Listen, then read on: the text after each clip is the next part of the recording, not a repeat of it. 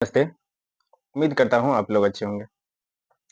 बिहार में राजस्व महाअभियान चल रहा है और इस अभियान के तहत जो जमाबंदी का नामांतरण करना है बँटवारे के आधार पे या जो उनके पूर्वज का संयुक्त जमाबंदी है उनको बँटवारा या उनके जो वंशज है उनके नाम पे किया जाएगा या अशुद्धि कोई सा अशुद्धि है वो अंतर किया जाएगा।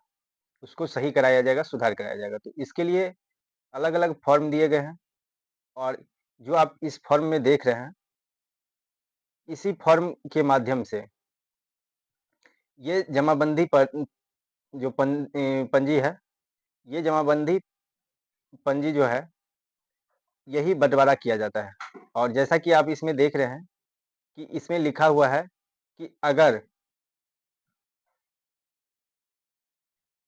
अगर जमाबंदी में कोई अशुद्धि है, तो उनके नीचे दिए गए खाली स्थान भरें और अगर जमाबंदी में कोई अशुद्धि है, तो उसे सुधार करने हेतु आवेदन राजस्व महाअभियान शिविर में जमा करें।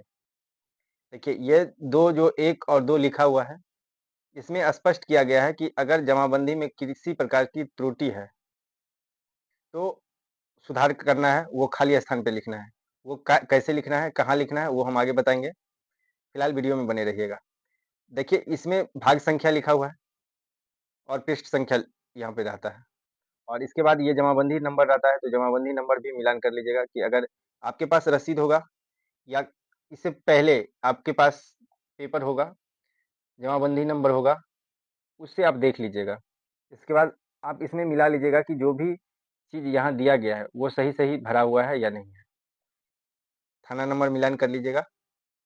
कभी-कभी क्या होता है कि किसी ज़मीन जो एक ज़मीन है, 2-3 थाना नंबर यानी मौजे का ज़मीन एक ही जगह इंडिकेट हो जाता है, तो उसके लिए भी बता देंगे।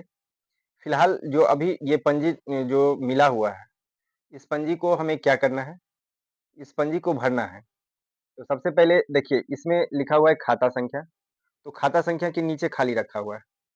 अगर कोई अशुद्ध है, अगर ये सही है तो कोई बात नहीं, अगर अशुद्ध है तो यहाँ पे हम वो सही खाता संख्या डालेंगे, जो हमें ज़रूरत है, जो सही है।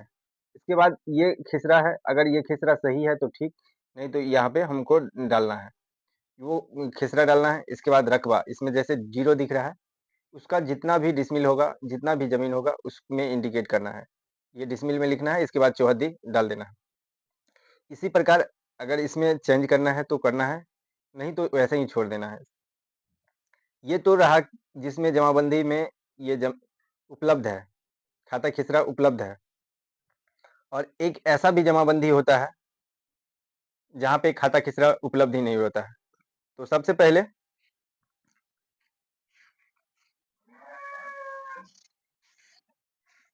पहले उस जमाबंदी में जैसे हम यहाँ पे दिखा रहे हैं कि खाता एक भी नहीं है, खिसरा एक भी नहीं है।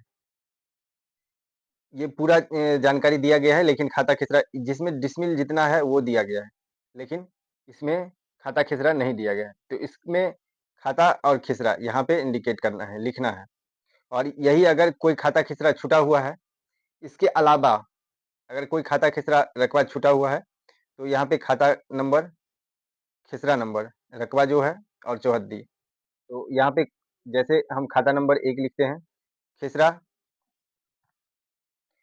आप एग्ज़ाम्पल के लिए कोई-सा एक एक ले सकते हैं। इसके बाद रकबा 10 डिसमिल, 2 डिसमिल, 5 डिसमिल जितना भी होगा, आप उसमें डालेंगे। इसके बाद चौहद्दी जो डालना है, उसमें इसमें उत्तर, दक्षिण, पूर्व, पश्चिम करके चौहद्दी डालना है और इसके बाद यहाँ पे मोबाइल नंबर डालना है, जो आपका एक्टिव मोबाइल नंबर होगा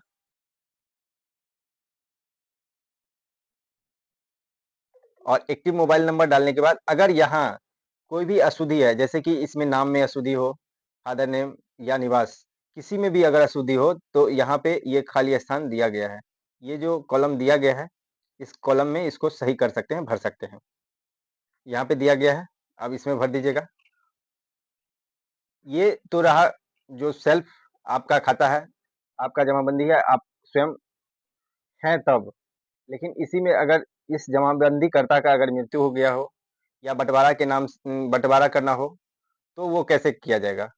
तो इसके लिए एक अलग से फॉर्म आता है। अगर आपका जमाबंदी छूटा हुआ हो, अगर कोई भी जमाबंदी जैसे ऑनलाइन पे जमाबंदी है ही नहीं, तो उस स्थिति में क्या करना है?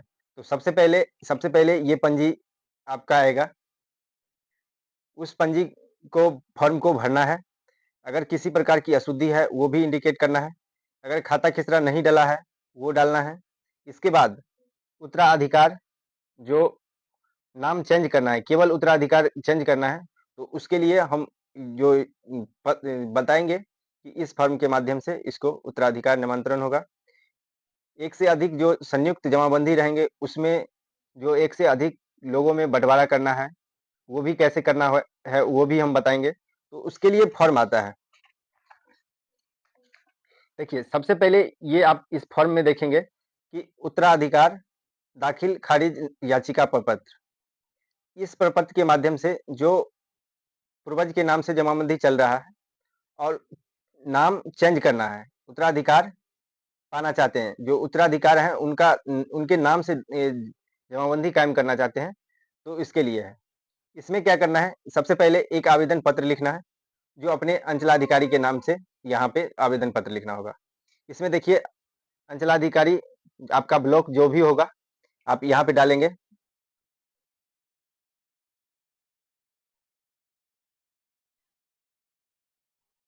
इसके बाद यहाँ पे अपना नाम डालना है। यहाँ पे जो